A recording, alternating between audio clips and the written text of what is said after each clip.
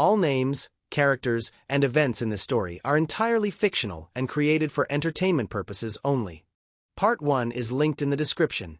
If you haven't watched it, start there. Here's what you need to follow along. Mateo and Valentina. 4-year marriage. No kids. A good, functional, ordinary life together. One Tuesday evening, Valentina asked if they could open the marriage. She framed it as personal growth, as autonomy, as something she needed to explore. And when Mateo asked whether there was someone specific, she redirected. Said it wasn't about that. Over the following weeks, she applied steady, patient pressure. Articles. Conversations. The Sunday morning comment.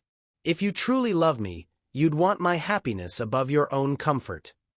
Mateo said yes. With conditions. She agreed to every single one without pausing. And when he agreed, she didn't look relieved.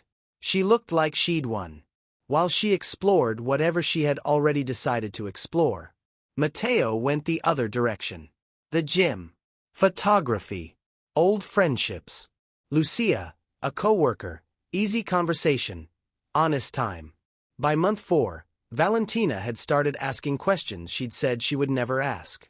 By month 4, Mateo had started feeling fully like himself for the first time in years. Valentina asked him if he had feelings for Lucia. He said yes. She cried. Asked to close the marriage. Asked to go back. Mateo said he needed a few days. That's where part 1 ended. This is what happened next. Mateo took 3 days. He went to work. He came home.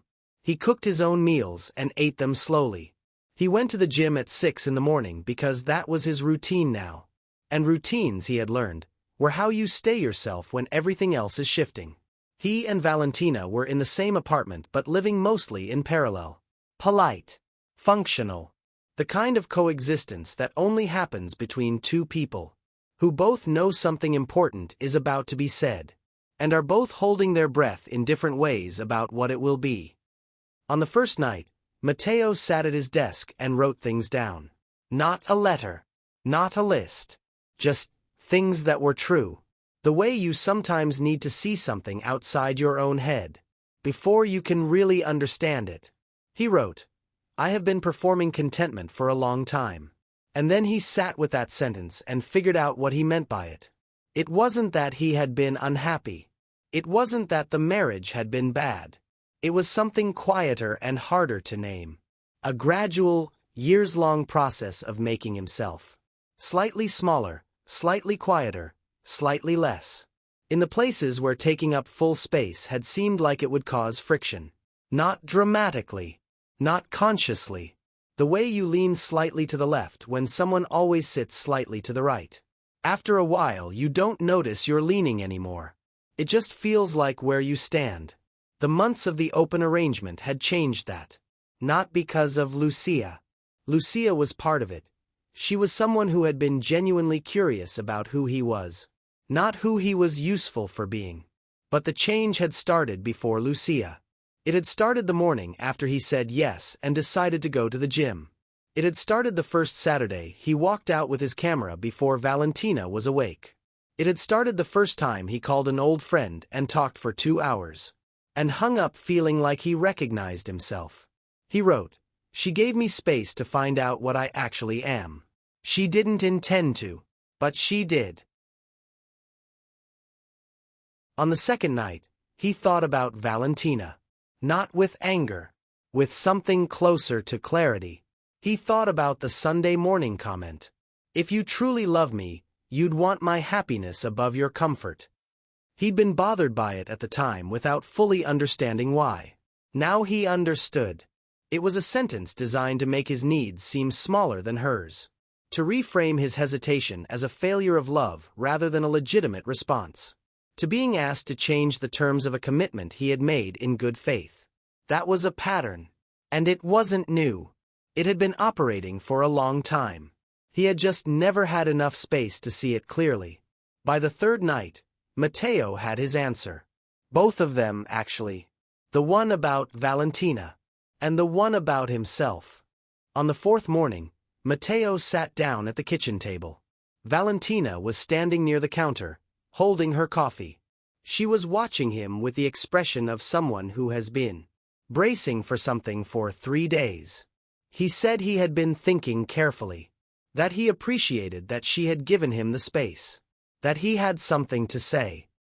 "I want a divorce." Valentina put her mug down, and then everything came at once.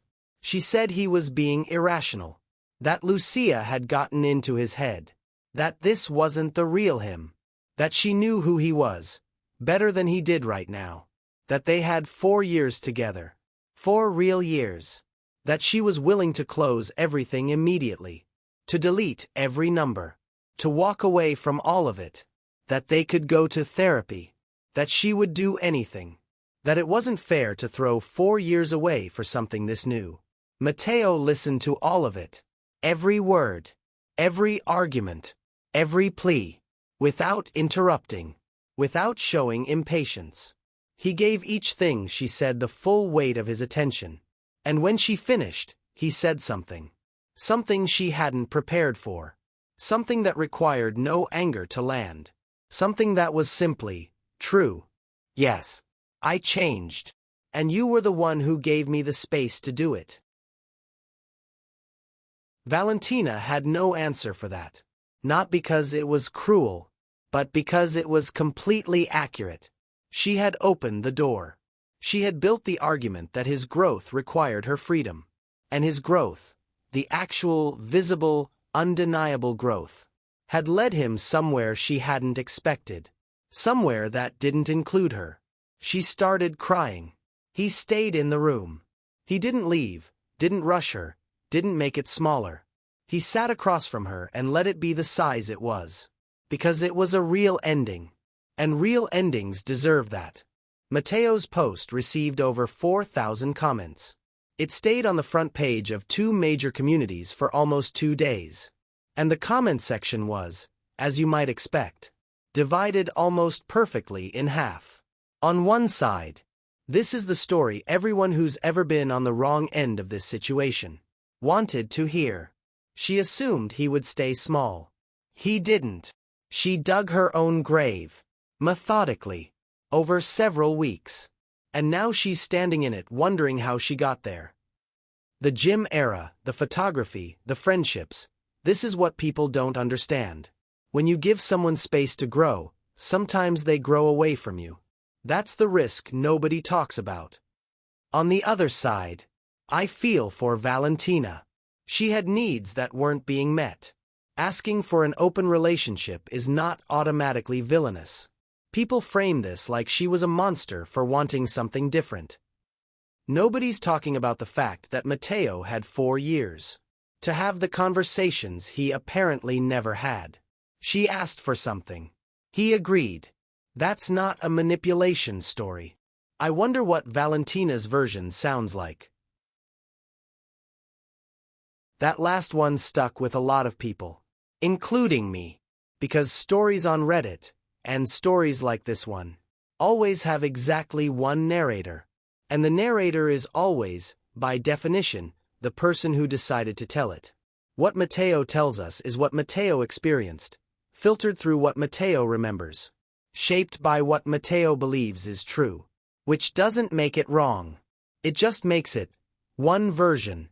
Valentina might tell a story where she was a woman who had spent years feeling unheard, who had tried smaller conversations first and found nowhere to go, who had done something imperfect and badly timed, and paid a price much larger than she expected for it. That version is also probably true. The thing I find most honest about Mateo's post is that he doesn't make her a villain. He doesn't call her a bad person. He just describes what happened and what he decided. And the space between those two things is where the whole story lives. The divorce took about 3 months to finalize. No major fights. No ugly days in court. No kids. No shared mortgage. No significant contested assets. Just 2 people systematically separating the infrastructure of a life they had built together. Valentina reached out several times during the process, each message more resigned than the last, asking if he was sure, suggesting one more conversation, one more month. Each time, Mateo responded kindly. Each time, he held his position. Because the decision hadn't come from anger. It hadn't come from Lucia, or from the open arrangement, or from hurt feelings. It had come from somewhere quieter and more permanent than any of those things. It had come from the experience of knowing, finally, what it felt like to take up the full space of his own life, and being unwilling to give that back. He moved into a new apartment in a neighborhood he had always liked, and never lived in because it hadn't suited their shared logistics. He painted the walls a color he chose alone. He set up his photography equipment the way he wanted it. He bought furniture that reflected what he actually liked, not compromise furniture. He cooked what he wanted when he wanted. He kept whatever hours made sense to him. In his Reddit update, he described the apartment as the first space I've had in years that felt entirely like mine. Not theirs. Not adjusted. His. As for Lucia, Mateo chose to keep that largely private in the post, which I think was the right call. What he said was that she was the first person in a long time who seemed genuinely interested in who he actually was, not what he was useful for, not the version of him that fit neatly into someone else's life, just who he was, and that he hadn't realized how much he had needed that until he was in a room with someone who was offering it. A month into the separation, Mateo started therapy. He's clear in his update that this was not something Valentina asked him to do. It wasn't for the marriage. It wasn't for the divorce. It was a question he had started carrying and couldn't answer alone. The question was, how did I spend 4 years in a relationship without noticing I was gradually disappearing from it? Not because Valentina was cruel. She wasn't. Not because the relationship was abusive. It wasn't. But because somewhere in the process of building a shared life, he had started prioritizing the comfort of the relationship over the authenticity of his own presence in it. His therapist told him something he included in his Reddit update because people asked for it. There's a difference between being selfless and being self-erasing. Selflessness is choosing to give. Self-erasure is forgetting that you had a choice.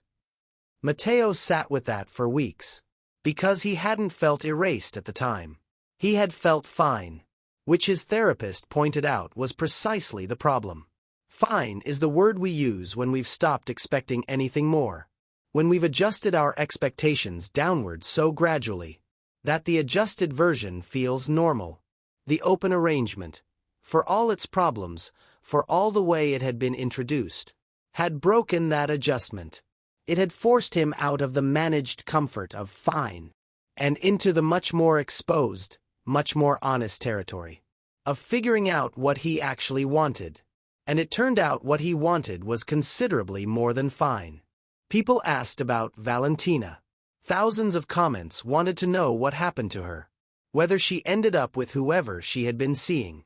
Whether she regretted it. Whether she was okay. Mateo didn't share much. And I respect that. Her story belongs to her. What he did say is this. She ended things with whoever she had been involved with during the arrangement. Which, for a segment of the comment section, felt like a satisfying irony. She threw away the marriage and didn't even keep what she traded it for. But Mateo's update addressed this directly. And this is the part one find most worth paying attention to. He wrote, I don't want Valentina to suffer. I genuinely mean that. I hope she figures out what she was actually looking for. I hope she gets it, in a way that doesn't require anyone to pay for her confusion. I just can't be the person waiting while she figures it out anymore. That's not a villain writing about someone they defeated. That's someone who has done the difficult, unsexy work of converting anger into clarity. And that's a much harder thing to do than it sounds. I want to take a moment before we close. Because the easy version of this story is, woman opens marriage, it backfires, karma, the end. And that version is satisfying in a way that stories about consequences usually are. But I don't think it's actually the story. The real story is about two people who had built a life together, in which neither of them was fully being honest. She wasn't honest about what she needed. He wasn't honest, maybe even with himself, about the fact that he had quietly stopped thriving. The open arrangement didn't create that disconnect. It just made it impossible to keep pretending it wasn't there. What strikes me most about Mateo's story is not the divorce. It's what happened in those months before the divorce. The gym. The camera. The friends he called back. The slow, unplanned, entirely accidental process of becoming someone he recognized again. That part of the story doesn't have a villain. It just has a man who was given an unexpected opening, and had the presence of mind to walk through it. His final Reddit update ended with something short. No drama. No performance. No hard feelings.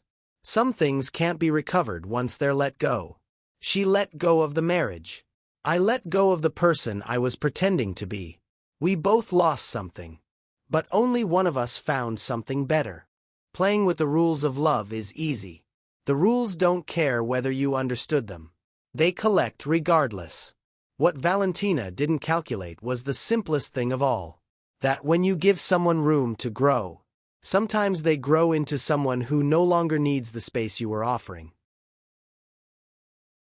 If this story hit somewhere, leave it in the comments. I want to know which part stayed with you. And if you know someone who needs to hear this right now, you already know what to do. See you in the next one.